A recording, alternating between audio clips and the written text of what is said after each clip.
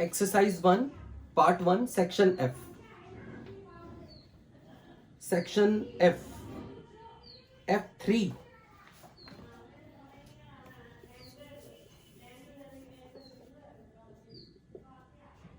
Exercise 1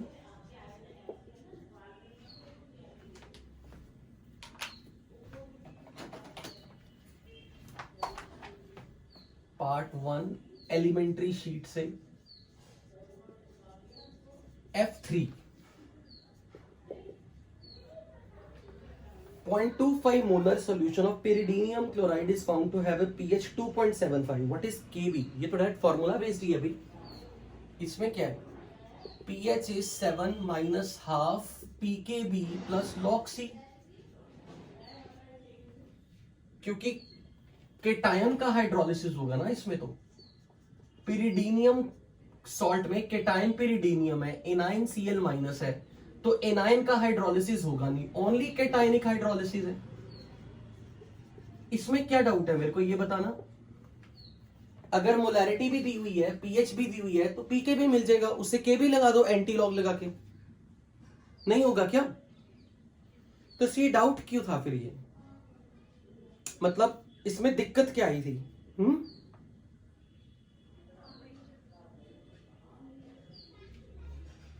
okay, मतलब इसमें molarity given है, पीएच की भी गिवन है, तो यहां से पीके भी मिल जाएगा, तो यहां से पीके भी मिल गया, उस पे एंटी लॉग लगा के भी निकाल लो। पार्ट 2 में सेक्शन एफ, पार्ट 2 में सेक्शन एफ एक्सरसाइज 2 पार्ट 1 में क्वेश्चन दिया था F2 exercise 1 part 2 section F में से F2 chloride salt of a weak mono acidic organic base is hydrolysed to extent of 3%, यानी कि डिग्री ऑफ हाइड्रोलिसिस हमें दी थी, डिग्री ऑफ हाइड्रोलिसिस इज 3%, मतलब 0.03 in its 0.1 molar solution. What is the dissociation constant of a base?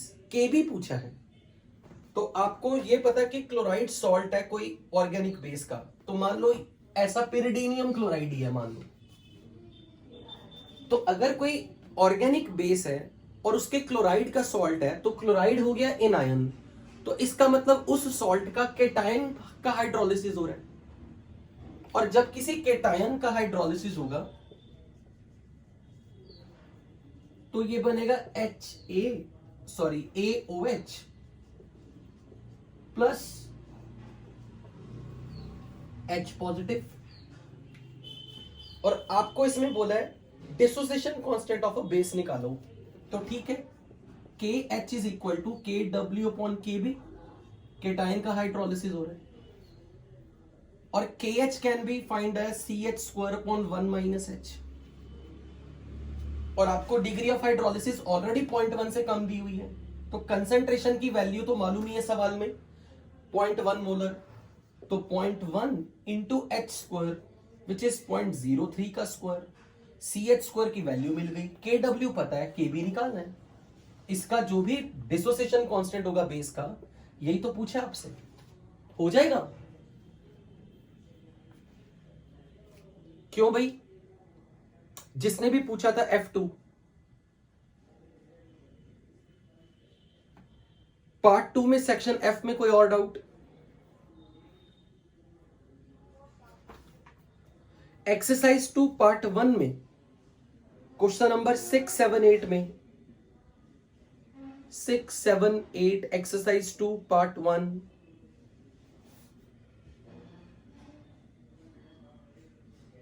Exercise 2 part 1 में 6, 7, 8,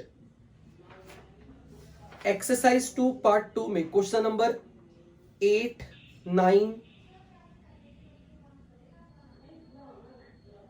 8th if equilibrium constant for a reaction of weak acid with a strong base is 10⁹ determine pH of 0.1 molar NaA solution।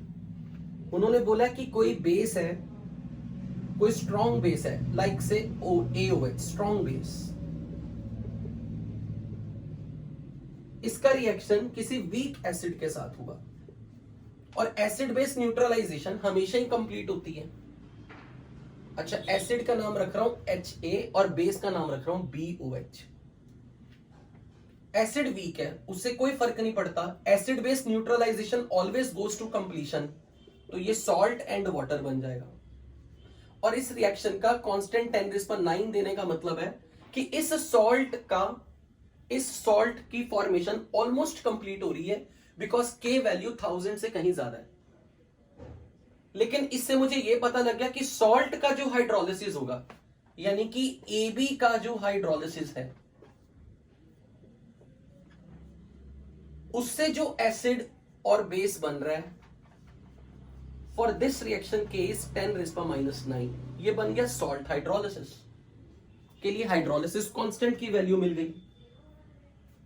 तो अब आपको ये बोला है कि अगर base strong है और एसिड वीक है, तो इसका मतलब सॉल्ट के अंदर जो एनायन आएगा वो एसिड से आता था A- और B पॉजिटिव है, और जो भी सॉल्ट के अंदर केटायन या एनायन में से जो आयन स्ट्रॉन्ग इलेक्ट्रोलाइट से आता है, उसका तो हाइड्रोलिसिस होगा नहीं, तो हाइड्रोलिसिस सिर्फ A- का होगा।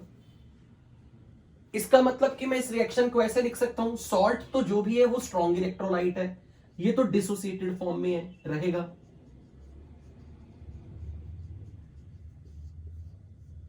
और HA एक वीक एसिड है, लेकिन BOH स्ट्रॉन्ग बेस है, ये डिसोसिएटेड फॉर्म में रहेगा। तो इस रिएक्शन में आप ये देख लो क्या चीज कैंसल आउट हो जाएगी, B पॉजिटिव है, A- है, तो B पॉजिटिव कैंसल हो गया, तो रिएक्शन क्या बची, एनायन का हाइड्रोलिसिस। तो इसका KH वैल्यू हमें मिल गई 10⁻⁹। अब हमें pH बोला और इसकी मोलैरिटी 0.1 दी हुई है, तो एनायन के हाइड्रोलिसिस से जो pH आती है होती 7 + ½ pKa + log C।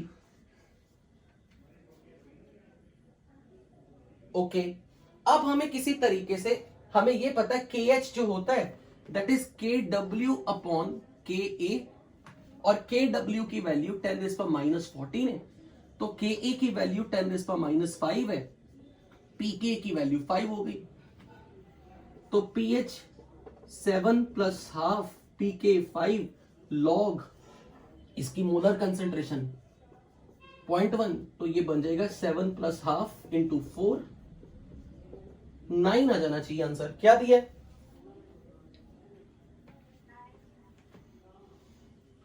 जिसका भी ये डाउट था उसको ये क्लियर है? श्योर? ओके, एक्सरसाइज 2 पार्ट 2 में क्वेश्चन नंबर 9, 8, 9, पार्ट 3 में क्वेश्चन नंबर 6, 7, एक्सरसाइज 2 पार्ट 3 में क्वेश्चन नंबर 6 और 7,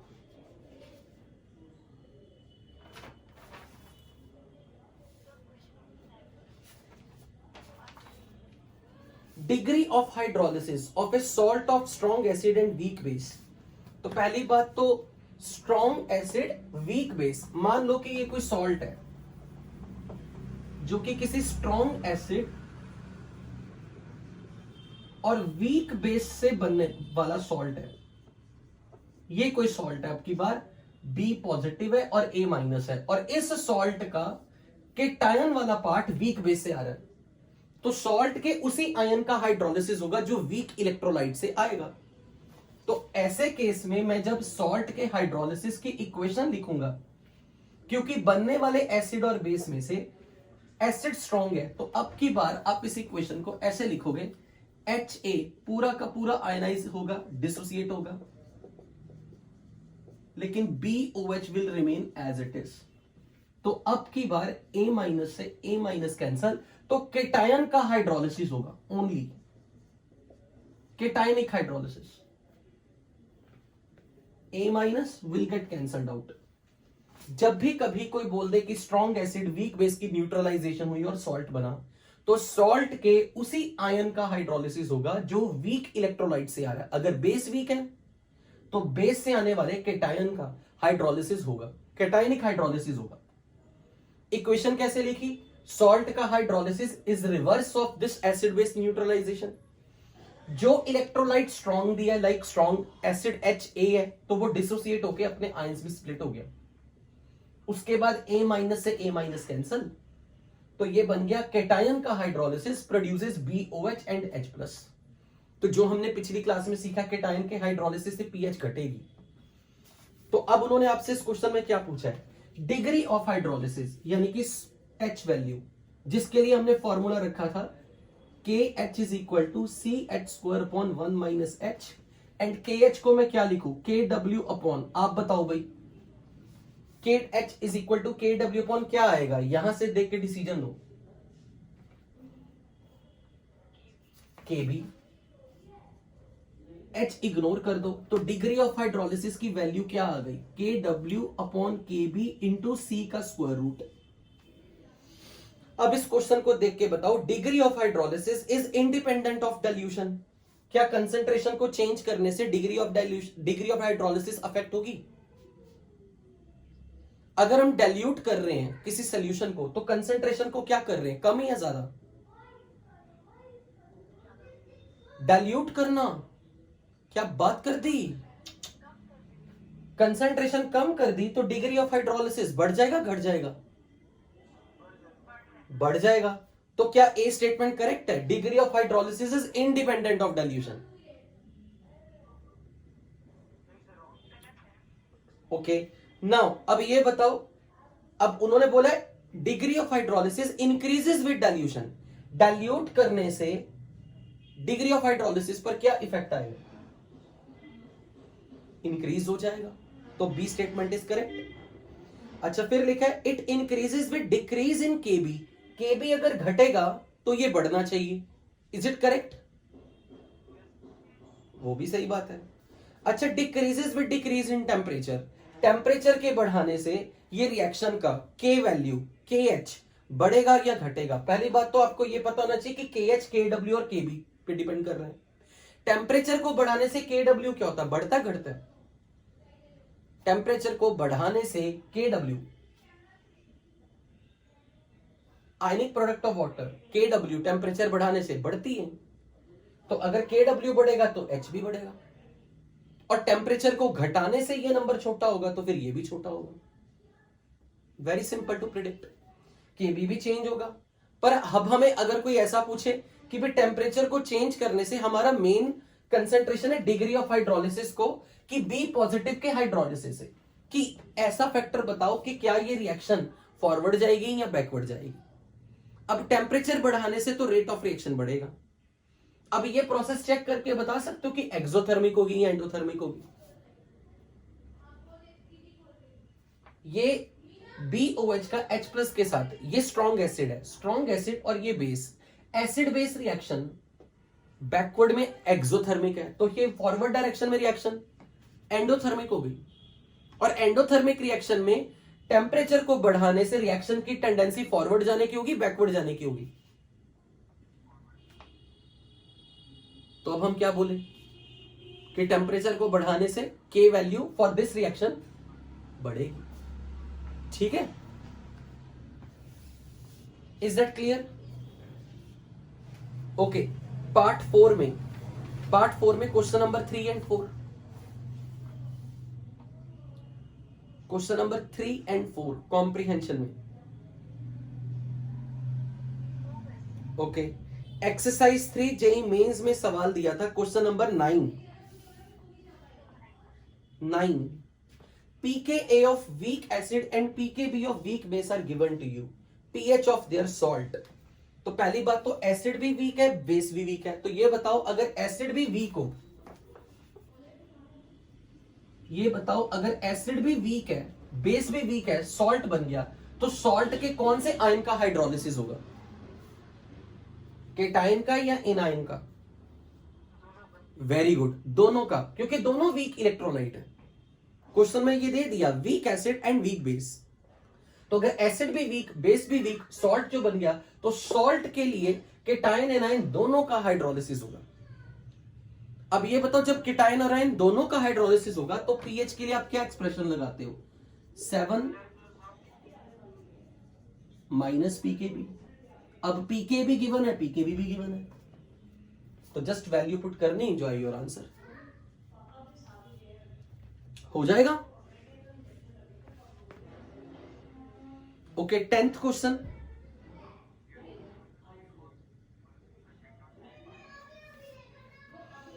which of the following salt is most basic?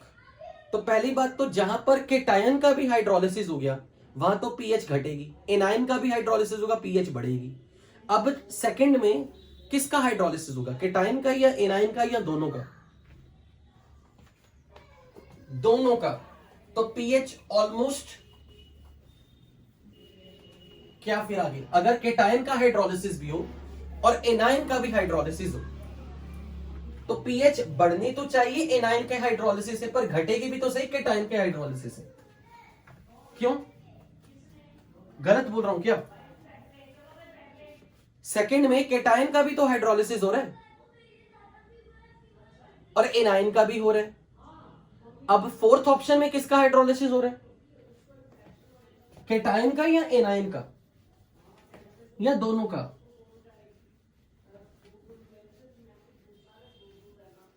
बताओ। ऑप्शन है, एक है लेड एसीटेट और एक है पोटाशियम एसीटेट।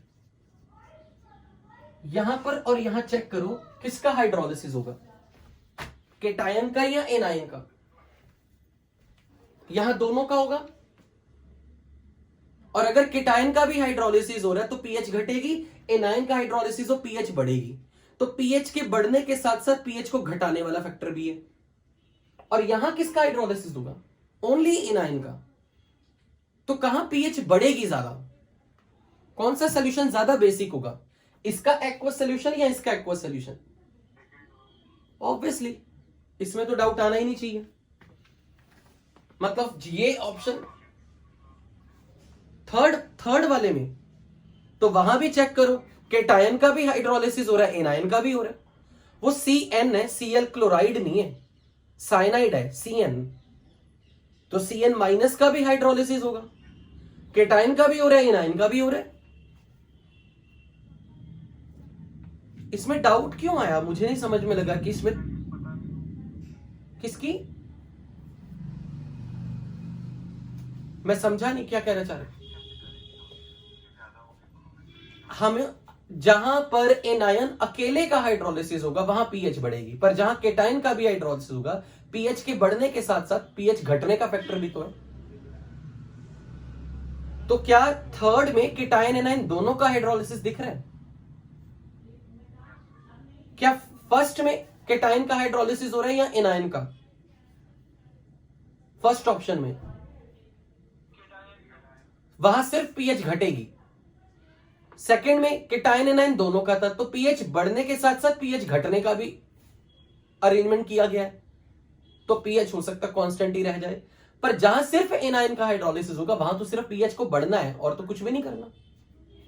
ये क्वेश्चन पूछने लायक नहीं था, डेफिनेटली बहुत आसान था। ओके, उसके बाद एडवांस शीट में एक्सरसाइज 1 पार्ट 1 में सेक्शन ई दिया था, हाँ तो ठीक है, E1 E2 E2। Okay, so exercise 1 part 1 advanced में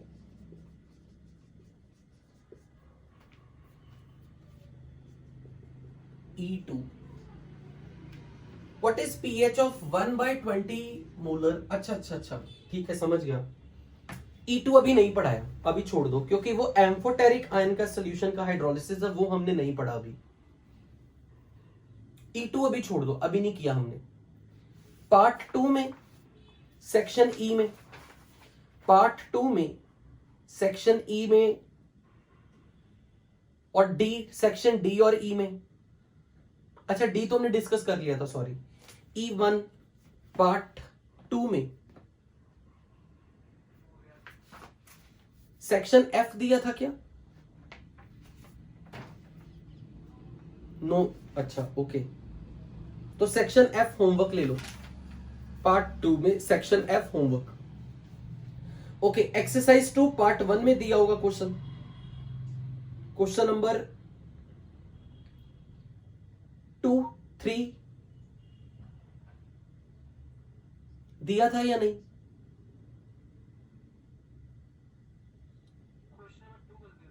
अकेला क्वेश्चन नंबर 2, 3 नहीं दिया था क्या?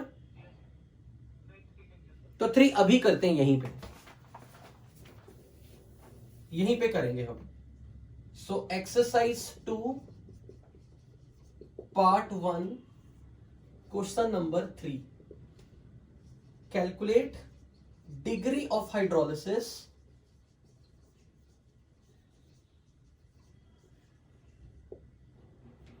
and pH of 0.005 molar K2CrO4 और क्वेश्चन में दिया Ka2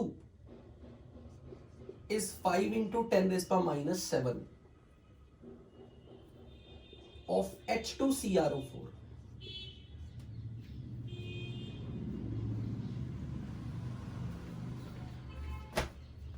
पहले तो ये डिसाइड करो कि जिसकी पीएच निकालनी है,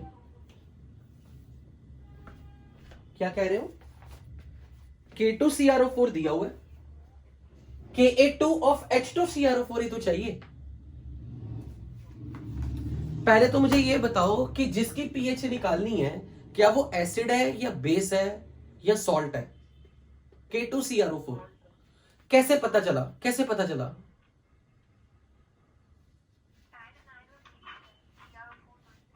क्या ये रीजन है कि टाइन एनायन में ब्रेक हो जाएगा? क्या स्ट्रॉन्ग एसिड स्ट्रॉन्ग बेस के टाइन एनायन में स्प्लिट नहीं होते? Very good, it's neither a source of H positive nor it is a source of OH minus, so definitely it is a salt. तो पहले अगर हम इसका डिसोसिएशन करवा दें तो बताओ डिसोसिएट करके बनेगा क्या? अगर इसके एक्वस सॉल्यूशन को डिसॉल्व करें तो डिसोसिएट होके पूरी इक्वेशन बैलेंस करके बताओ कौन सा केटाइन कौन सा एनाइन बनेगा?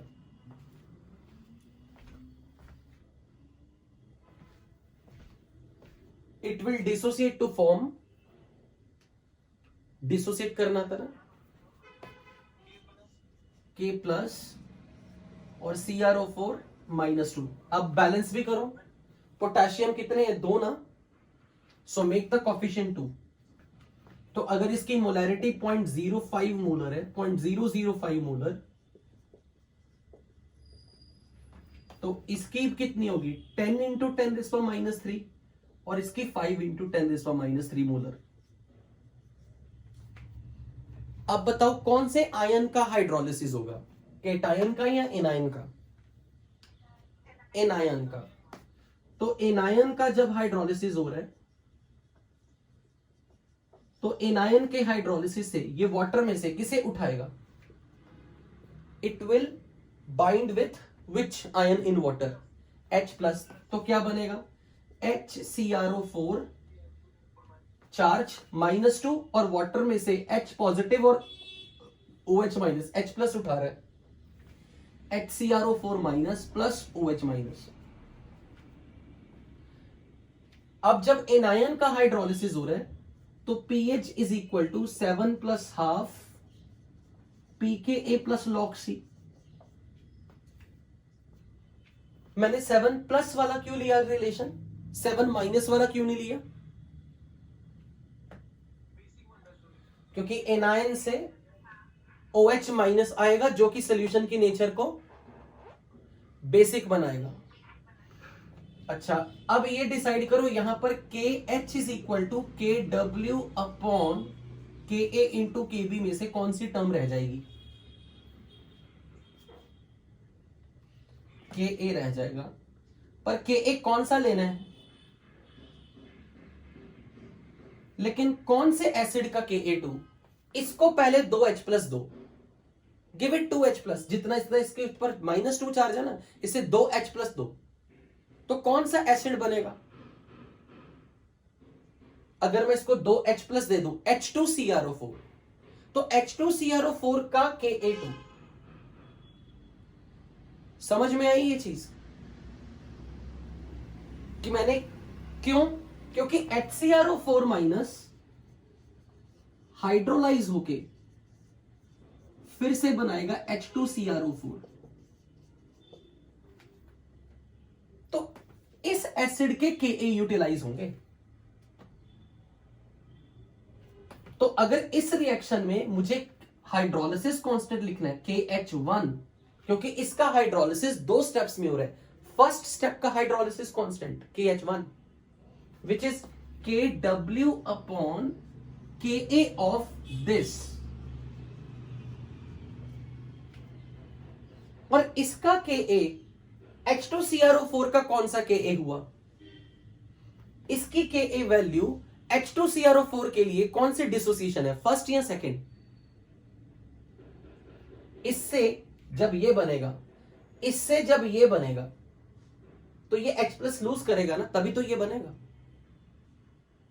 तो इस एसिड का सेकंड डिसोसिएशन इसका इसमें कन्वर्जन है, तो ये बनेगा Ka2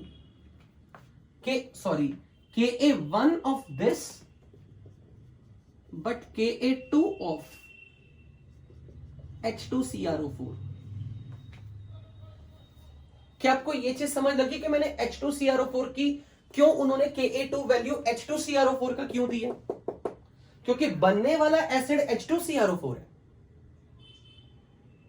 और इससे ये बनना बैकवर्ड डायरेक्शन में इसकी सेकंड डिसोसिएशन का नतीजा है। समझ में आई ये चीज? तो अब बताओ, KW पता है, Ka2 पता है, मैं KH को लिख दूं CH² अपॉन 1 माइनस H और H इग्नोर कर दूं, पर C किसकी वैल्यू लेनी थी? C should be the concentration of anion which is undergoing hydrolysis 5 into 10 raised to minus 3 into H square। KW पता है, Ka2 मालूम है। अब आपका काम है, आप संभालो। Tell me what is your answer pH का, और डिग्री ऑफ हाइड्रोलिसिस कितनी आएगी यहां से?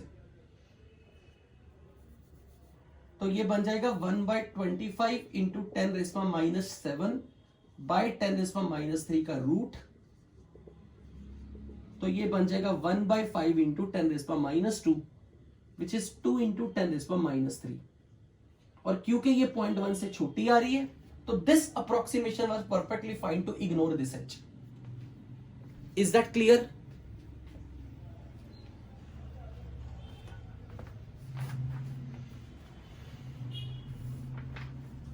अब मुझे यहां से pH निकाल के दो, कितनी आएगी? अब यहां पर pK कौन सा यूज करना है? pKa कौन सा? pKa सेकंड वाला, पर कौन से एसिड का? तो जिस भी आयन का हाइड्रोलिसिस हो रहा है उसको उतने H प्लस दे दो जब तक कि वो पूरा न्यूट्रल ना हो जाए। अगर -2 चार्ज है तो 2H प्लस दे दो, -3 चार्ज है तो 3H प्लस दे दो। तो हमने बोला उस एसिड का Ka2। तो अब बताओ यहां से pH कितनी वैल्यू आएगी?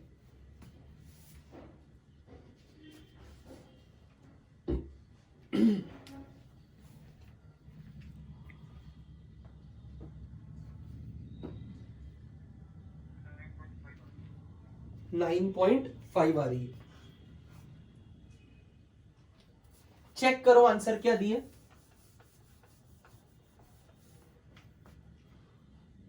7 प्लस हाफ, pKa2 की वैल्यू क्या आ जाएगी? 7 minus log 5 plus log 5 into 10 raise power minus 3। This is 7 minus 0.7 log this is minus 3 plus log 5, log 5 is 0.7, तो 4/2 9 आ रही है ना, मेरी तो 9 आ रही है आंसर।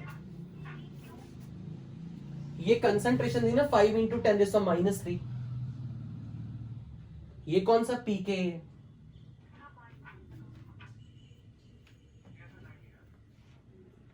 तो 4/2 is 2 + 7 9।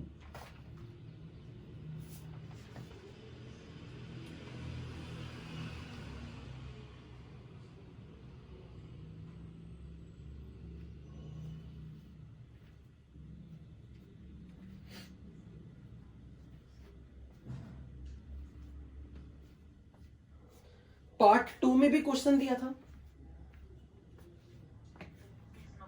6th नंबर, डाउट हो गया था क्वेश्चन। जिनका नहीं हुआ वो एक बार दोबारा से देखो। एक्सरसाइज 2 पार्ट 2 में you are given 0.5 molar Na3PO4 और आपको इसमें वैल्यू दी हुई है Ka1 of H3PO4 is 7.5 × 10⁻³ Ka2 of H3PO4 is 6.2 × 10⁻8 Ka3 of H3PO4 is 4 × 10⁻13 और आपको बताना है POH। पहले तो ये डिसाइड करो एसिड है या बेस है या सॉल्ट है। अब ये डिसाइड करो सॉल्ट का हाइड्रोलिसिस होगा तो कौन से आयन का हाइड्रोलिसिस होगा, केटायन या एनायन?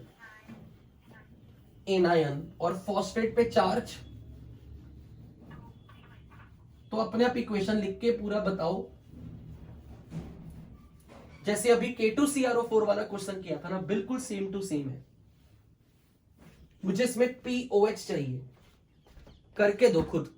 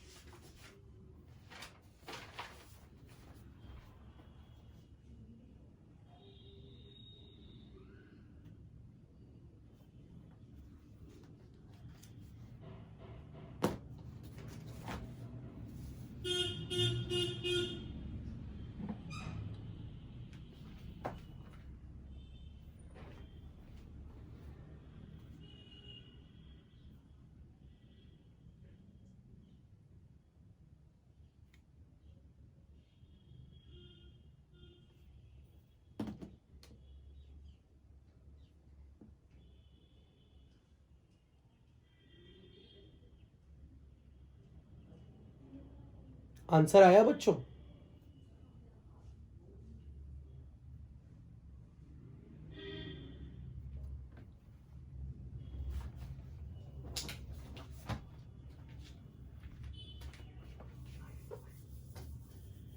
POH निकालनी है यार।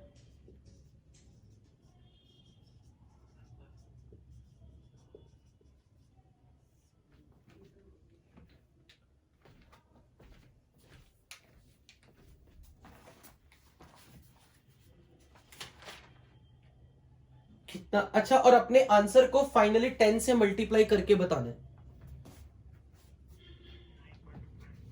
9.5. ओके,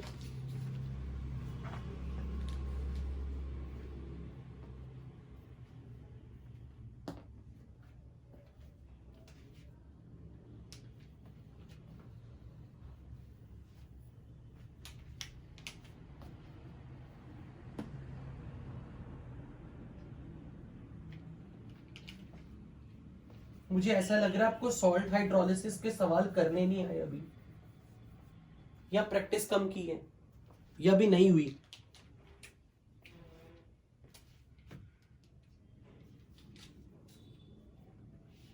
बताओ इक्वेशन क्या लिखूं? पहले तो ये बताओ, Na3PO4 को आयनाइज करो, क्या इक्वेशन लिखूं? Na3PO4 when dissolved in water it will dissociate into its ions, तो क्या क्या बनेगा? 3Na plus and PO4 3 minus। अब हाइड्रोलिसिस किसका होगा? ठीक है, तो PO4 3 माइनस वाटर से मिलके, बिल्कुल ठीक। अब जब एनायन का हाइड्रोलिसिस हो रहा है तो पीएच का फॉर्मूला क्या लगाऊं? 7 प्लस या minus? 7 plus half pKa plus log C। पर यहां pK किसका लेना है और कौन सा लेना है?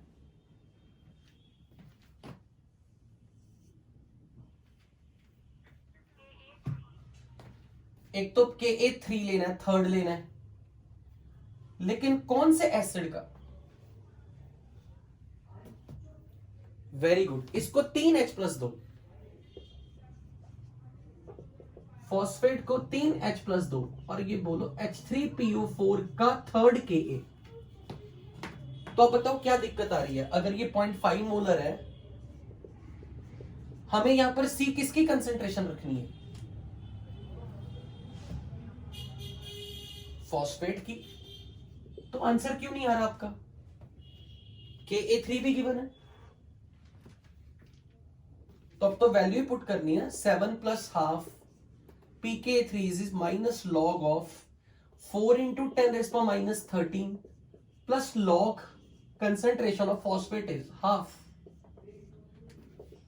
तो 7 प्लस हाफ क्या लिखूं? 13 माइनस लॉग 4 माइनस लॉग 2, तो 13 माइनस 0.6 0.3,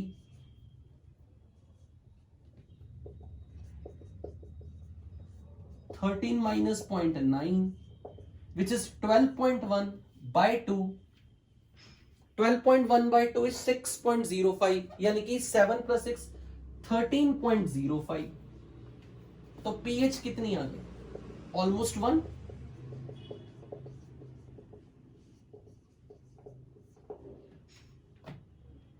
pH है ना यहां से, अच्छा ये POH, करेक्ट।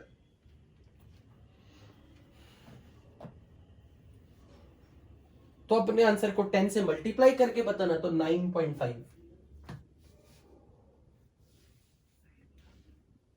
हाँ, ये बिल्कुल सही किया, वेरी गुड, शाबाश। पर मैं वही तो पूछ रहा हूं, एक से क्यों हुआ, बाकियों से क्यों नहीं हुआ? क्या दिक्कत आई बाकियों को? अच्छा, ऐसे बोलो ना, क्योंकि मुझे लगा कि इतने आसान सवाल अगर नहीं हो रहे तो पक्का इनको पक्का कुछ प्रॉब्लम आ रही है, या तो समझ में नहीं आया पिछली क्लास में। पर ये बताओ, सॉल्ट हाइड्रोलिसिस के सवाल हो रहे हैं?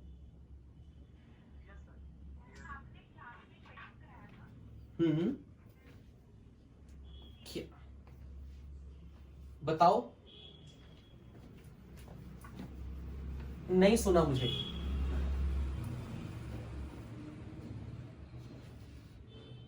आवाज कट रही है, शायद मैं सुन नहीं पा रहा हूं। ओके ओके, तो मैं पिछली क्लास में कहां तक मैंने वाइंड अप कर दिया था? So I am now proceeding to the next part. अच्छा, एक मिनट, मुझे आपको होमवर्क में, तो एक्सरसाइज 2 पार्ट 2 तक का हमारा डिस्कशन हो चुका है। मैं होमवर्क में ऐड कर रहा हूं exercise 2 part 3 question number 3 advanced वाले में, बिल्कुल एडवांस्ड वाले में, और एक्सरसाइज 1 पार्ट 2 सेक्शन F और exercise 3 part 1 question number 2, 3, 4।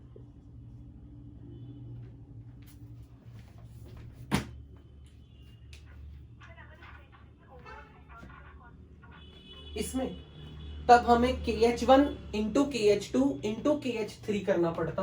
Overall hydrolysis constant KH1 into KH2 into KH3 होता। इसको हम लिखते KW बाई KA3, इसको लिखते KW बाई KA2, इसको लिखते KW by KA1 of H3PO4। पर अभी मैंने आपको ये लिखने शायद सिखाए नहीं ना। अच्छा अच्छा, चलो अब देख लो। ठीक है, तो फॉस्फेट का हाइड्रोलिसिस अगर हो रहा है ना, तो ये क्या बनाएगा, HPO4 2 minus plus OH minus. तो जब आप यहां लिखोगे फर्स्ट हाइड्रोलिसिस कांस्टेंट, तो KW upon KA into KB में इस एसिड का, मैं से एसिड वर्ड क्यों बोल रहा हूं, क्योंकि ये बेस है, ये बेस है तो ये एसिड है, तो इसका KA1 रखना है। लेकिन HPO4 2 माइनस का KA1 आपको नहीं दिया होगा, आपको क्वेश्चन में दिया होगा KA1, KA2, KA3 of H3PO4।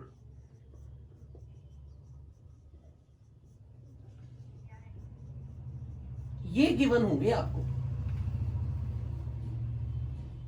अब हमें जो KA रखना है ना, वो HPO4 2 माइनस का KA रखना है। तो आपको मुझे यह बताना कि HPO4 2 माइनस का KA H3PO4 का कौन सा KA है,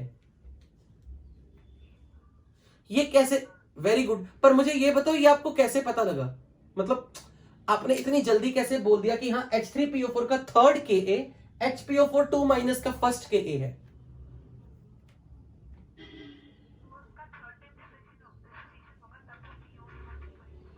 मतलब इससे अगर बनाना है H3PO4 से ये बनाना है, तो इसकी थर्ड डिसोसिएशन चाहिए।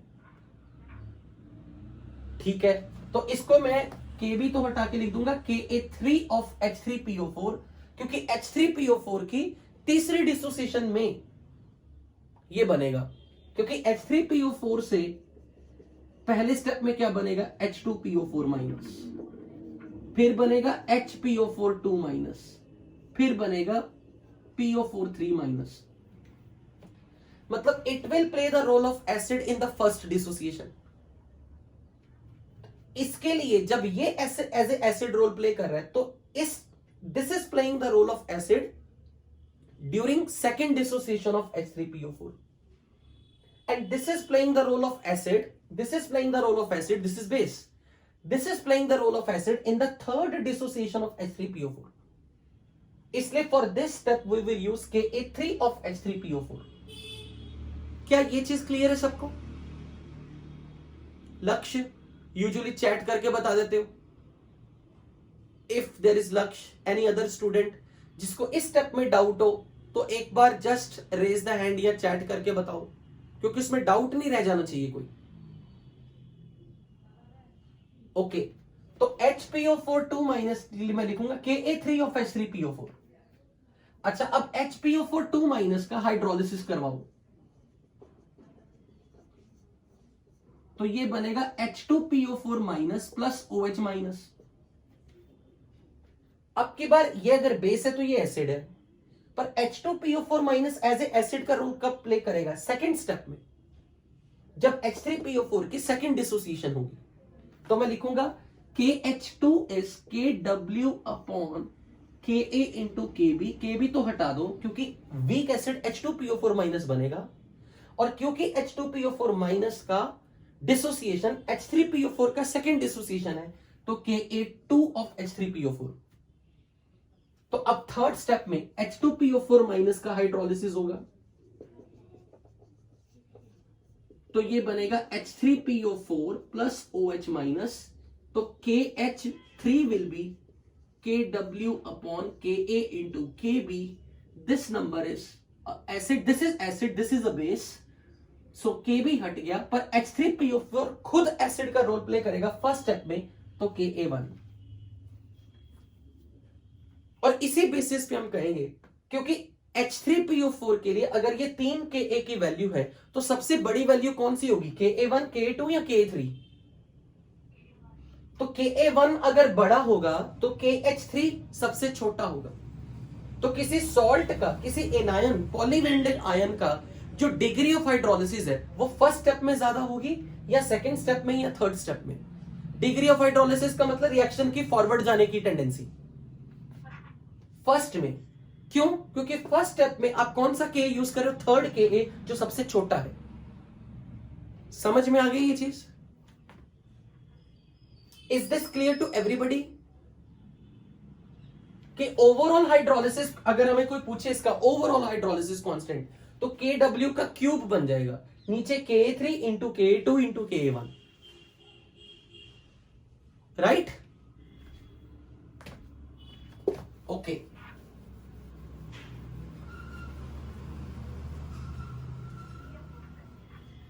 सॉरी,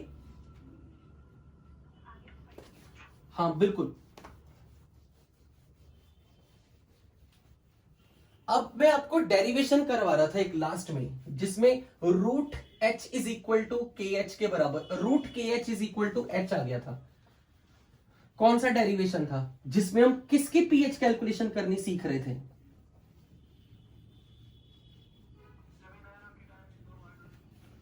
और ऐसा कब होगा? जब उस सॉल्ट को बनाने के लिए यूज किए जाने वाला एसिड और बेस. वेरी गुड, शाबाश. तो हम लोगों ने यहां तक डेरिवेशन कर ली थी कि लेट्स से CH3COONH4 का हाइड्रोलिसिस हो रहा है, तो ये बना रहा था CH3COOH प्लस NH4OH.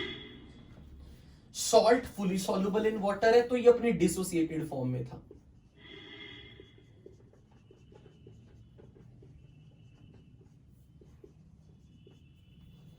और अगर इसकी कंसेंट्रेशन C और C है, तो एट इक्विलिब्रियम हमने लिख ली थी C माइनस एक्स, तो ये X और ये X. तो यहां से हमने लिख दिया था X upon C degree of hydrolysis, तो C into 1 minus H is CH to CH. अब इस रिएक्शन का KH हाइड्रोलिसिस कांस्टेंट कैसे लिखोगे?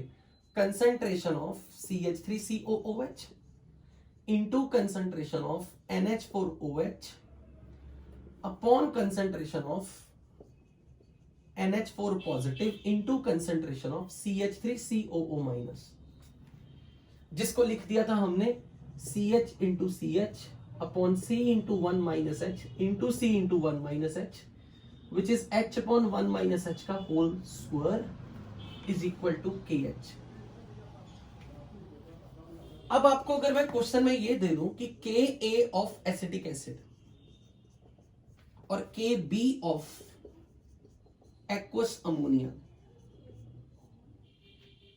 And ammonia aqueous is nothing but ammonium hydroxide,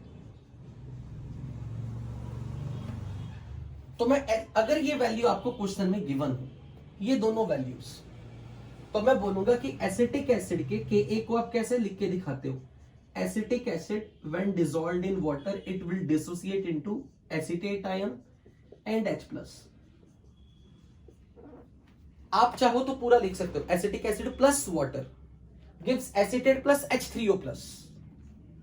तो मुझे लगता है उसमें कंफ्यूजन होनी चाहिए कि वाटर मैंने नहीं लिखा, आपकी बार मैंने H3O प्लस नहीं लिखा, one and the same thing.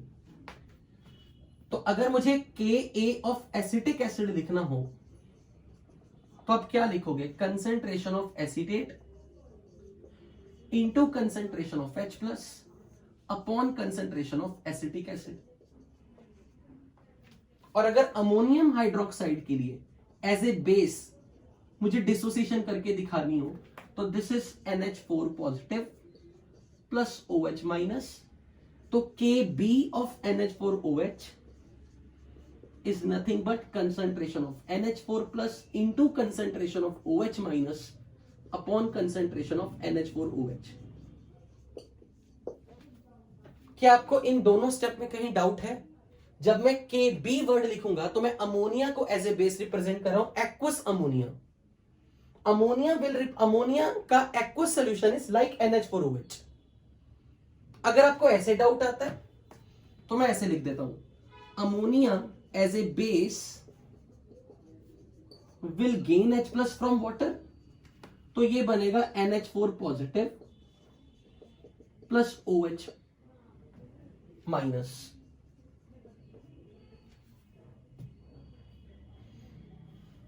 ठीक है, तो अब मैं यहां से ये लिख सकता हूं KB of ammonia is concentration of NH4 plus into concentration of OH minus upon concentration of NH3.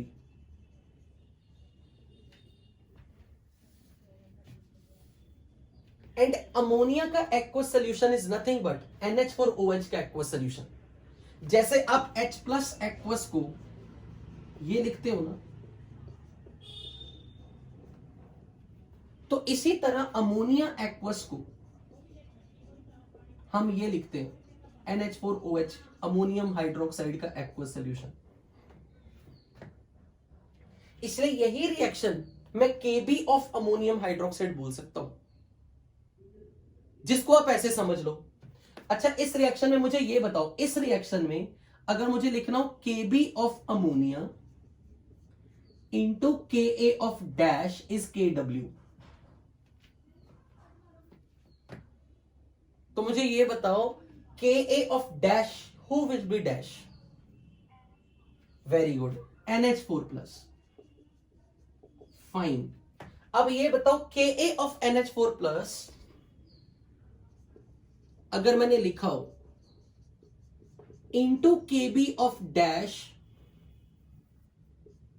Equal to KW, तो अगर मैं इसको ऐसे लिख दूं NH4OH का KB, ये भी तो आपस में कंजुगेट एसिड बेस है. तो अगर मैं इन दोनों इक्वेशन को रिलेट करूं तो मुझे अमोनिया का KB और KB ऑफ NH4OH आइडेंटिकल मिलेंगे अगर मैं दोनों को इक्वेट कर दूं, क्योंकि KW के बराबर KA कट गया. क्योंकि अगर ये कोई एसिड है तो उसका कंजुगेट बेस बनाने का तरीका ये भी है कि उसको OH माइनस दे दो, और अगर किसी एसिड का कंजुगेट बेस बनाना है तो उसका H प्लस निकाल दो. One and the same thing. इसलिए KB ऑफ अमोनियम हाइड्रोक्साइड लिखूं या मैं इसे KB ऑफ अमोनिया लिखूं, आइडेंटिकल. इसलिए मुझे अब ये बताओ, अगर ये Ka का इक्वेशन है, let's say this is equation number 2, this is equation number 3, this is equation number 1, तो मुझे अब अपनी कॉपी में पेन चला के आपने लिख के बताना है क्या KW upon KA of acetic acid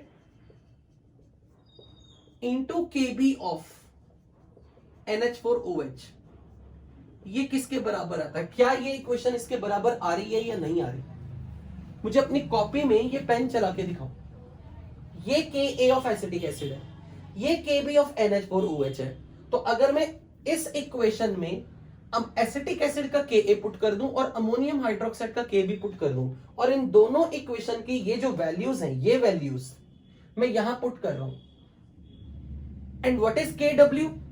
किस दो आयंस की कंसेंट्रेशन का प्रोडक्ट है KW?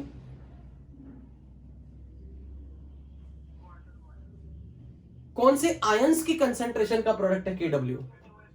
H3O plus and OH minus, जिसको मैं लिख सकता हूं H plus into OH minus. तो मुझे बताओ कि ये वैल्यू यहां पुट करके बताओ क्या वो ये एक्सप्रेशन इसके बराबर आ रहा है या नहीं आ रहा. You have to prove me कि ये और ये वैल्यू आपको मालूम है, और KW is nothing but H plus into OH minus का concentration, let's say fourth. Put this value of fourth, third and second in this equation और चेक करो कि क्या वो इसके बराबर आ रहा है या नहीं आ रहा. जबरदस्ती नहीं माननी बात. करके देखना है। ओके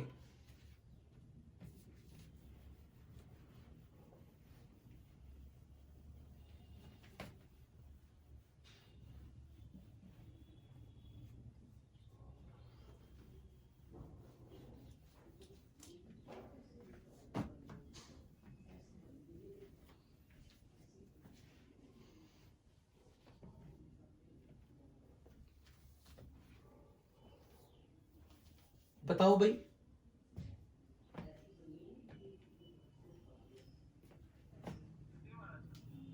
पक्का?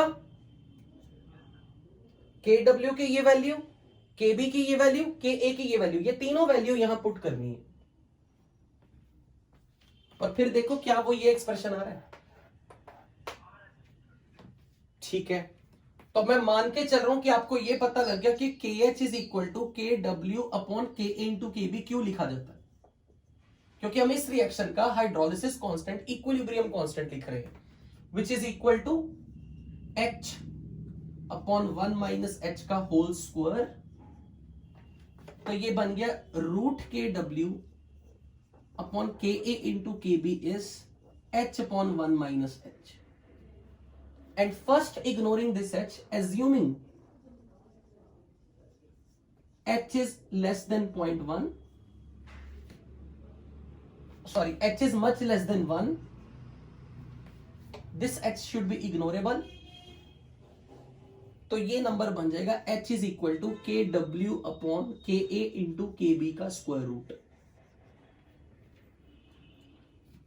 अच्छा भाई ये बात बताओ, 1 2 3 4 यहां कौन है H प्लस का सोर्स, या इन तीन इक्वेशन में देख लो H प्लस का सोर्स, मेजर सोर्स कौन है, एसिटिक एसिड या अमोनियम हाइड्रोक्साइड बेस या वाटर?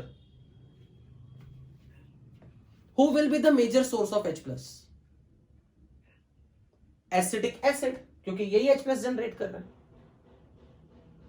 राइट? तो अगर कोई मुझे ये कह दे कि H प्लस की कंसेंट्रेशन निकालनी है यहां से, तो मैं H प्लस की कंसेंट्रेशन को अब मैं ये लिख सकता हूं from equation number 2, H plus की concentration is concentration of acetic acid upon concentration of acetate into K a of acetic acid, acetic acid का के फ्रॉम इक्वेशन नंबर 2। और मैं ये वैल्यू लिख रहा हूं, एसिटिक एसिड की कंसेंट्रेशन है CH, एसिटेट की कंसेंट्रेशन है C into 1 minus H into K ए। और मेरे हिसाब से आपको इसकी वैल्यू तो ना भी ये निग्लेक्ट करते, आपकी ये वैल्यू तो पता ही थी आपको ये पूरी। तो अब मैं यहां H अपॉन 1 माइनस एच की वैल्यू ये पूरी पुट कर रहा हूं, के W upon K A into K B का स्क्वायर रूट इंटू के ए, और ये बन गया के डब्ल्यू इंटू के ए अपॉन के बी का square root is H plus की कंसेंट्रेशन। अब मुझे इस पे पीएच का फॉर्मूला लगाओ, minus log of H plus, और मुझे बताओ इक्वेशन क्या बन रही है, क्योंकि एसिटिक एसिड की कंसेंट्रेशन और एसिटेट की concentration C into 1 minus H मैं यहां पुट कर दूंगा, तो यहां से H प्लस की कंसेंट्रेशन निकाल दूंगा। तो H प्लस के कंसेंट्रेशन का ये जो एक्सप्रेशन आ रहा है, अब आप मुझे बताओ यहां से पीएच का एक्सप्रेशन क्या बनेगा। माइनस लॉग H प्लस लगा दो, इस पे माइनस लॉग कर दो दोनों तरफ,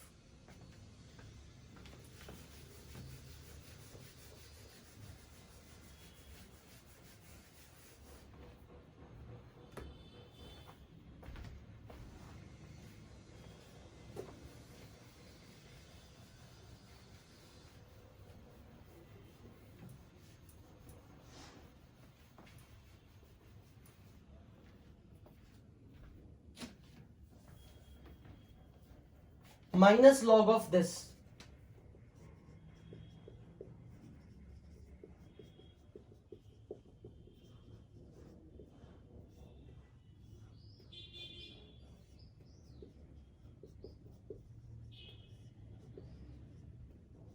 कर दो यार, लॉग लगा के बताओ क्या आती equation.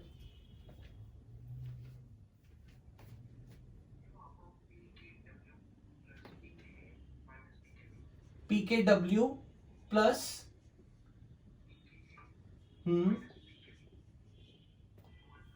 whole half. What is the value of pKw? 14. तो ये बन गया 7 plus half pKa minus pKb. क्या लिखा था हमने ऐसा इक्वेशन?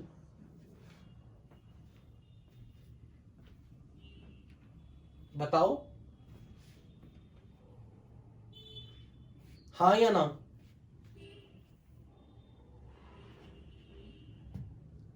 अब मुझे ये बताओ, अगर किसी केटायन का हाइड्रोलिसिस हो रहा है और एनायन का हाइड्रोलिसिस भी हो रहा है तो दोनों टर्म आ गए.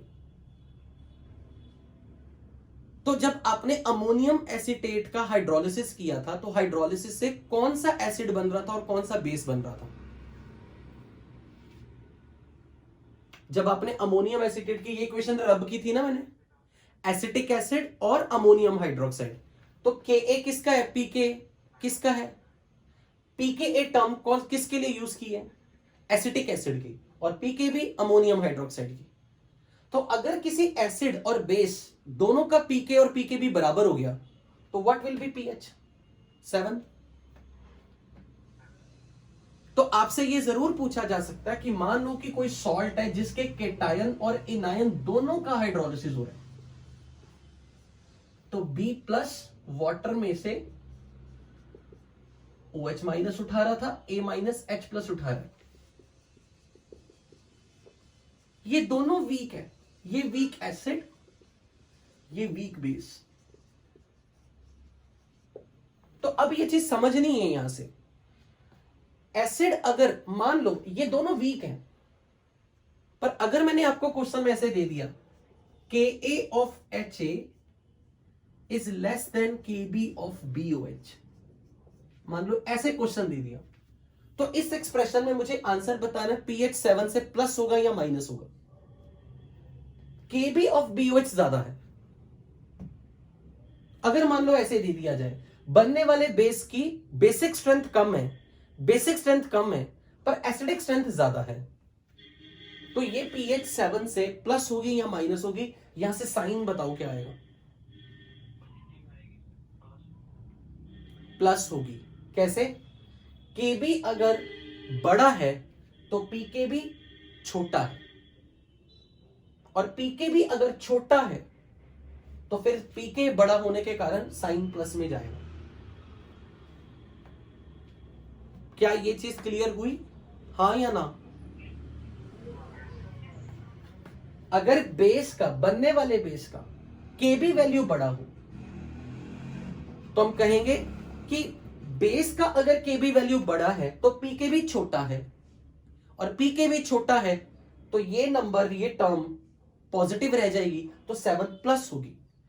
अब उसको अगर आपने यहां साइन से नहीं देखना तो अब माइंड से सोच के बताओ, अगर ये Kb वैल्यू बड़ी है तो ये बेस रिलेटिवली स्ट्रांग हो गया इससे, और मिक्सचर की एसिडिक या बेसिक नेचर का डिसीजन इन दोनों ने लेना है. अगर इसकी बेसिक स्ट्रेंथ ज्यादा हो गई, इसकी एसिडिक स्ट्रेंथ घट गई, तो ओवरऑल सॉल्यूशन की नेचर कौन डिसाइड करेगा, BOH या HA? तो ओवरऑल सॉल्यूशन कैसा हो गया, बेसिक या एसिडिक? तो pH 7 से, जिसको आप मैथमेटिकली यहां से जस्टिफाई कर रहे हो कि अगर Kb बड़ा है तो फिर Pkb छोटा है, Pkb छोटा होने से इस टर्म का साइन पॉजिटिव होगा. और अगर एसिडिक स्ट्रेंथ Ha की ज्यादा हो गई, so this implies pH is greater than 7. अब यहां डिसाइड करो Ka ज्यादा है, ये एसिड ज्यादा स्ट्रांग है और ये बेस रिलेटिवली वीक है, तो उस केस में ओवरऑल सॉल्यूशन की नेचर एसिडिक, तो pH 7 से. तो अब ऐसे केस में बताओ Pka और Pkb का साइन के बेसिस पे बताओ. जिस एसिड का Ka ज्यादा उसका Pk छोटा, और जिस बेस का Kb कम उसका Pkb बड़ा, और बड़ी टर्म के साथ माइनस साइन है, तो ओवरऑल ये टर्म का साइन तो 7 माइनस हो गया तो 7 से घट गई पीएच। समझ में आई है ये चीज या नहीं? क्योंकि इस पे कंसेप्चुअल क्वेश्चन पूछा जाता है, कंसेप्चुअल क्वेश्चन, हाँ या ना? अगर आपको क्वेश्चन में कोई डाटा नहीं दिया इसके बारे में, मान लो कोई सॉल्ट दे दिया जिसके केटाइन एनाइन दोनों का हाइड्रोलिसिस हो रहा है, अगर सॉल्ट के केटाइन और एनाइन दोनों का हाइड्रोलिसिस हो रहा है और बनने वाले एसिड और बेस का के भी दिया ही नहीं है, तो एज्यूम कर लेना कि ये दोनों बराबर है। और अगर ये दोनों बराबर हैं, उस केस में पीएच क्या रह जाएगी? 7। Is this clear to everybody? Okay, अब मुझे ये बताओ, सॉल्ट हाइड्रोलिसिस में हमने 3 तरह के केस पढ़े थे। एक में पीएच इस एक्सप्रेशन में आई थी, एक में हमने ये एक्सप्रेशन बनाया था 7 + half pKa plus log C, और एक में पीएच आ गई थी हमारी 7 - half pKb plus log C।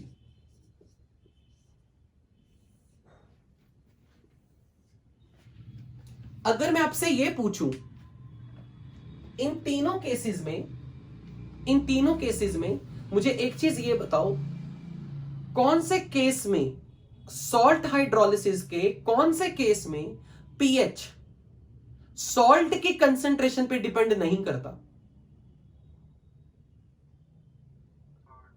कौन सा थर्ड केस? जिसमें केटाइनिक एनायनिक हाइड्रोलिसिस दोनों होता। अब एक बात बताओ, इस एक्सप्रेशन को देख के आपको ये नहीं लग रहा कि इसमें Ka और Kb, अगर मैं आपसे पूछूं किस पे डिपेंड करते हैं? Ka and Kb depends on what?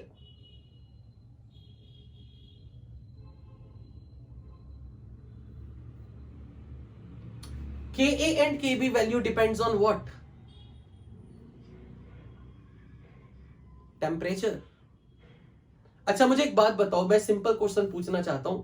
मेरे पास एक सॉल्ट है, उस सॉल्ट की मोलैरिटी है 0.1 मोलर, उस सॉल्ट का हाइड्रोलिसिस करवाया, 0.1 मोलर सोल्यूशन की कंसंट्रेशन थी, तो कुछ पीएच वैल्यू आई। अब मैंने उसमें पानी मिला दिया और उसी सॉल्ट के एक्वस सोल्यूशन में पानी मिला दिया, मैंने कर दिया डाइल्यूट, लेकिन पीएच नहीं बदली। तो यहां से आपको क्या सिग्नल मिला, यहां से क्या इंफॉर्मेशन मिली? इसका मतलब वो सॉल्ट किस तरह के एसिड और बेस की न्यूट्रलाइजेशन से बना है, यानी कि वीक एसिड वीक बेस की न्यूट्रलाइजेशन से बना है।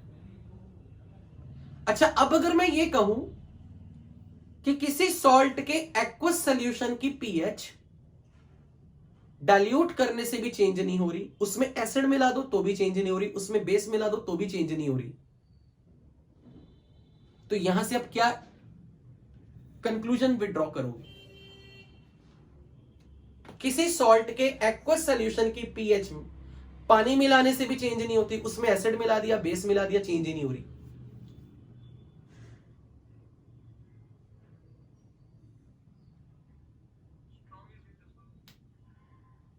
अगेन वो ऐसा है क्योंकि पीएच यहां किस पे डिपेंड कर रही है? पीके और पीकेबी पे। ये किस पे डिपेंड करते हैं? टेम्परेचर तो मैंने चेंज ही नहीं किया। तो ये एट ए गिवन टेम्परेचर जब तक आप टेम्परेचर चेंज नहीं कर रहे, इसकी पीएच एक कांस्टेंट नंबर है। एट ए गिवन टेम्परेचर इसकी पीएच कांस्टेंट नहीं है। At a given temperature and at a given concentration इसकी पीएच कांस्टेंट है। At a given temperature you change the concentration, pH will change. At a given temperature and at a given concentration pH is constant, but at the same temperature you change the concentration of the salt, pH will change. पर यहां मैं क्या बोल रहा हूं? pH is constant only at a given temperature. Whatever is the concentration doesn't matter.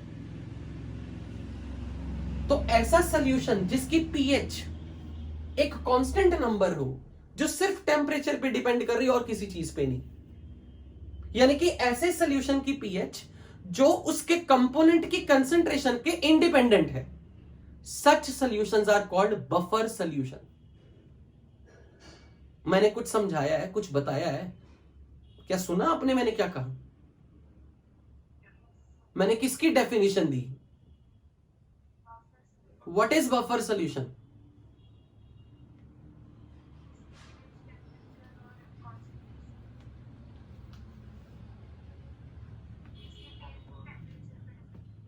यानी कि उसकी पीएच किस पे डिपेंड नहीं कर रही? किसकी? किसकी कंसेंट्रेशन? वेरी गुड, उसके कंपोनेंट के। उस सॉल्यूशन के कंपोनेंट के, उस सॉल्यूशन को बनाने वाले जो कंपोनेंट्स हैं उनकी कंसेंट्रेशन पे पीएच डिपेंड नहीं करेगी। तो ऐसे सॉल्यूशन की पीएच कांस्टेंट है at a given temperature. Such solutions are said to be buffer solution.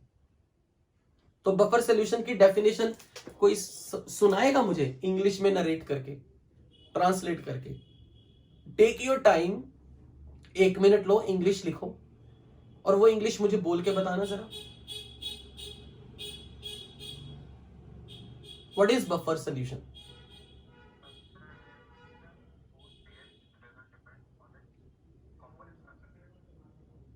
Okay, very good, very good. A solution whose pH does not depend on concentration of its component, या फिर इसको मैं दूसरे शब्दों में क्या बोलूं? A solution whose pH is constant at a given temperature. A solution whose pH is constant at a given temperature. A solution whose pH does not depend on dilution. A solution whose pH does not depend on dilution. क्या आपको ये clarity मिल गई है buffer solution वाली? Okay, अब मैं आपको 2 चीजें और बता रहा हूं जिसको आपने सिर्फ फॉर्मूला वाइज याद रखना है। फॉर्मूला वाइज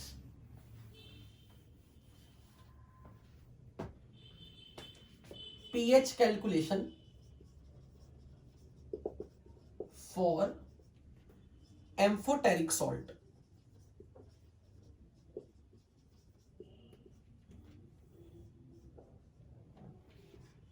यहां फॉर्मूला नोट करना है। H plus concentration is KAI into KAJ का square root and pH is average of pKai and pKaj, या फिर concentration of OH minus is KBI into KBJ का square root, POH is half of PKBI plus PKBJ।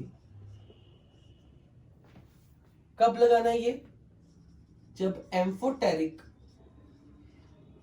Anion का hydrolysis हो और यहां amphoteric कीटायन का hydrolysis हो। आपने केमिकल बॉन्डिंग की क्लासेस चल रही हैं या खत्म हो गया chemical bonding?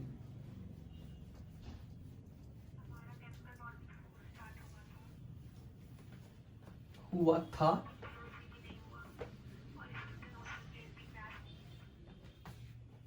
Okay,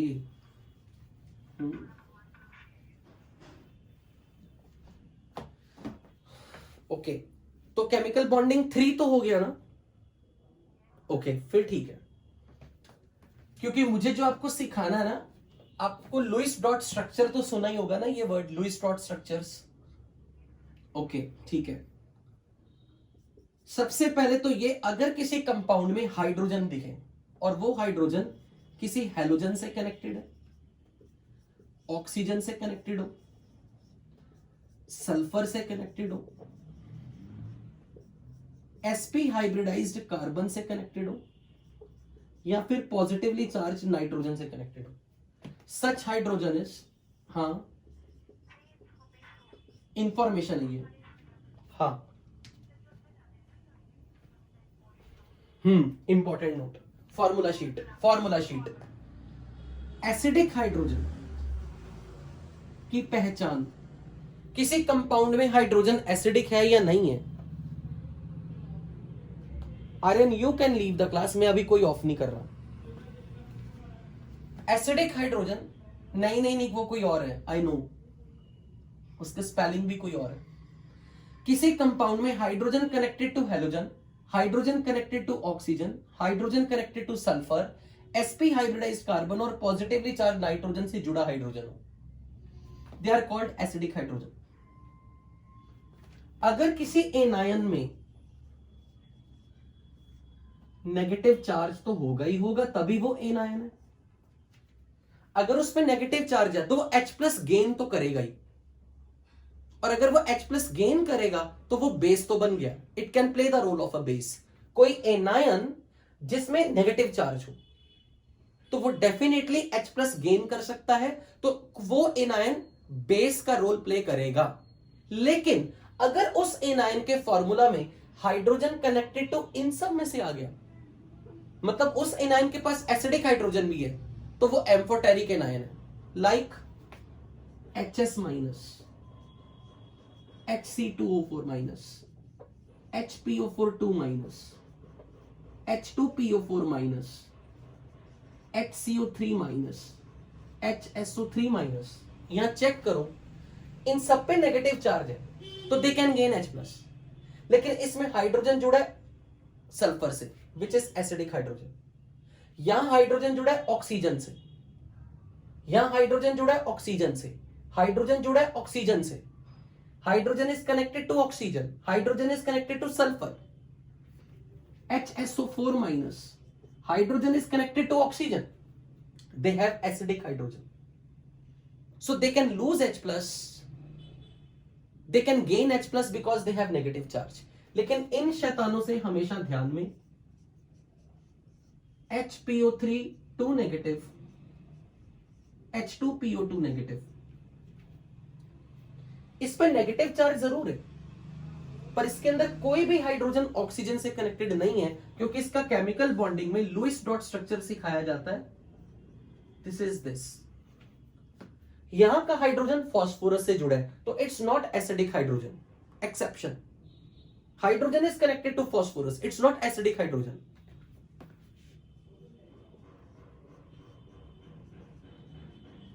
this is H2PO2-, इसमें हाइड्रोजन फास्फोरस से जुड़ा है, it's not acidic hydrogen. It can only play the role of base because they can only gain H+, but they don't have acidic hydrogen to lose. इन दो को छोड़ के अगर आपके पास इसमें से कोई भी ऐसे एनायन दिख जाए जिसमें हाइड्रोजन भी हो ऑक्सीजन भी हो, बाय डिफॉल्ट वो हाइड्रोजन ऑक्सीजन से कनेक्टेड है। लेकिन वो एनायन होने चाहिए ताकि वो H+ गेन भी करें, यानी कि they can play the role of a base, but they can also lose H+, so they are amphoteric ions. तो ऐसे केस में H+ की कंसेंट्रेशन के लिए आपने ऐसे फॉर्मूला लगाना है और pH 2 pK की एवरेज होगी। अब मैं ये समझाने लगूं इसको यूज कैसे करना है। लेट्स से फॉर एग्जांपल मैंने आपको बोल दिया calculate H+ concentration and pH of 0.1 molar Na2HPO4, और मैंने आपको बोल दिया Ka1 of H3PO4 is given, Ka2 of H3PO4 is given, Ka3 of H3PO4 is given।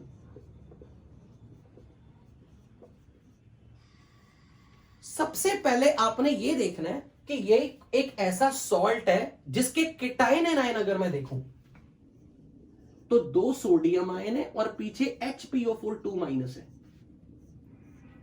ये एक ऐसा सॉल्ट है जिसके केटाइन एनायन में से एक एनायन ऐसा है जो एम्फोटेरिक है, और जब भी कभी एम्फोटेरिक आयन का हाइड्रोलिसिस होगा, एम्फोटेरिक आयन का हाइड्रोलिसिस होगा, तब आपको इसकी याद आनी चाहिए।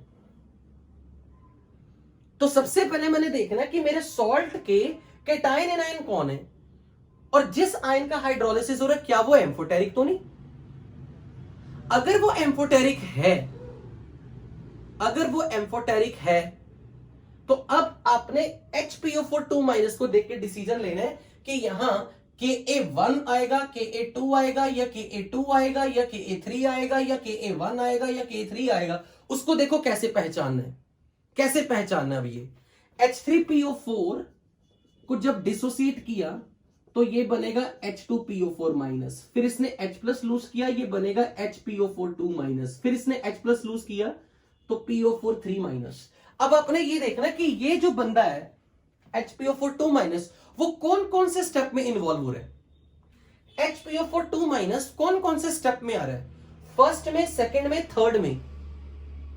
HPO42 माइनस ने की इन्वॉल्वमेंट कौन कौन से स्टेप में हुई है, सेकंड और थर्ड में, क्योंकि थर्ड स्टेप में वो रिएक्टेंट है और सेकंड स्टेप में वो प्रोडक्ट है। तो ये थर्ड स्टेप में भी आ रहा है रिएक्टेंट बनके और ये सेकंड स्टेप में भी आ रहा है प्रोडक्ट बनके। तो आपने उठा लेना Ka2 Ka3, तो आपने बोल देना pKa2 और pK3 की एवरेज कर दो, वही pH है। यानी कि मैं सीधा बोलूंगा 7 और 10 की एवरेज, 7 और 10 की एवरेज 8.5 इज द आंसर। क्या आपको ये बात समझ लगी कैसे यूज करना है? अगर ये कभी कोई एम्फोटेरिक है ना, एम्फोटेरिक है, तो पहले जो एसिड दिया ना एसिड, उसके तीनों डिसोसिएशन देख लो कि उसके पहले डिसोसिएशन से क्या बनेगा, सेकंड डिसोसिएशन से क्या बनेगा, थर्ड डिसोसिएशन से क्या बनेगा। फिर आपने ये देखना कि ये जो स्पीशीज है जिसका एम्फोटेरिक नेचर है वो रिएक्टेंट या प्रोडक्ट बनके कौन कौन से स्टेप में आया। अगर ये प्रोडक्ट बनके सेकंड स्टेप में आ रहा है, रिएक्टेंट बनके थर्ड स्टेप में आ रहा है, तो सेकंड और थर्ड स्टेप मतलब Ka2 Ka3। फिर लिख देना pK2 और pK3 की एवरेज। क्या आपको ये चीज समझ लगी है?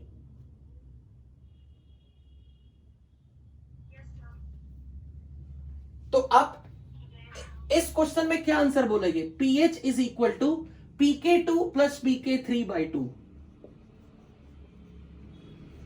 तो सीधा बोलोगे 7 प्लस 10/2 विच इज 8.17/2 कितना होता है 8.5।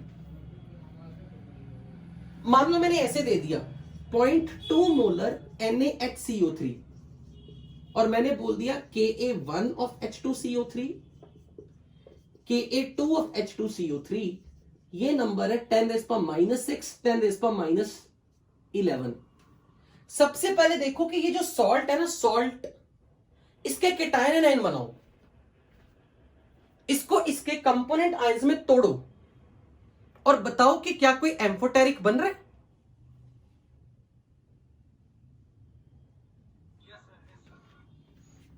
NaHCO3 डिसोसिएट करके क्या बनाएगा, Na positive plus HCO3 minus. क्या इन दोनों में से किसी का हाइड्रोलिसिस होगा? क्या ये एम्फोटेरिक है? तो अब H2CO3 के Ka दिए हुए हैं ना, तोड़ना उसे बिल्कुल इसी तरीके से जैसे किया था H2CO3 को। तो H2CO3 को आयनाइज करके देखो, कैसे लिखोगे इक्वेशन H2CO3 की आयनाइजेशन की।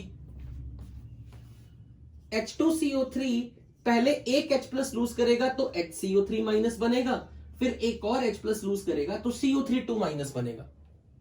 तो मुझे ये बताओ HCO3 माइनस की इन्वॉल्वमेंट कौन कौन से स्टेप में है।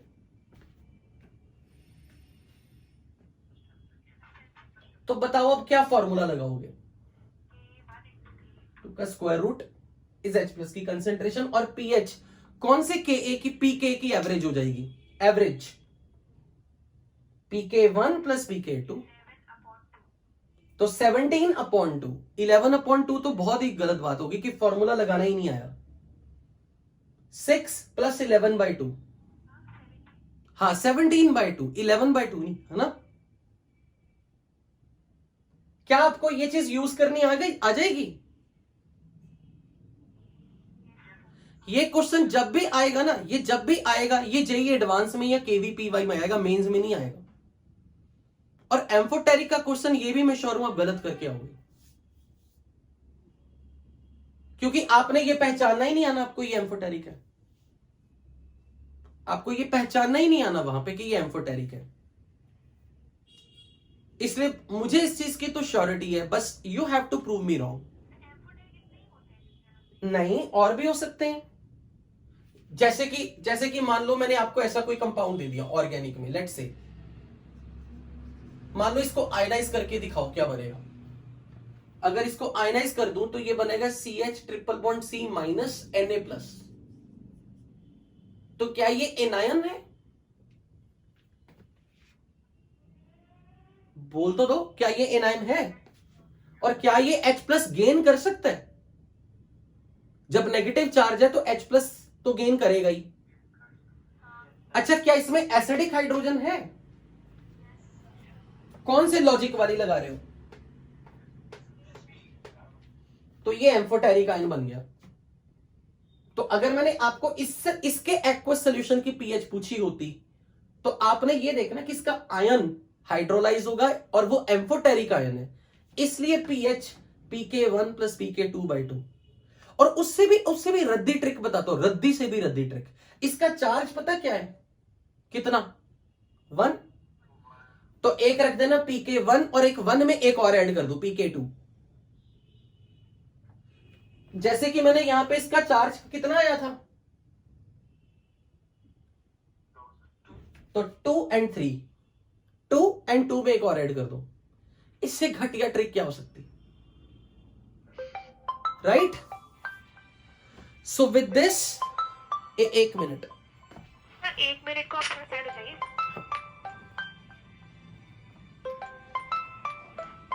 अभी मैं फिर मीटिंग एंड कर रहा हूं, टाइम तो हो ही चुका है।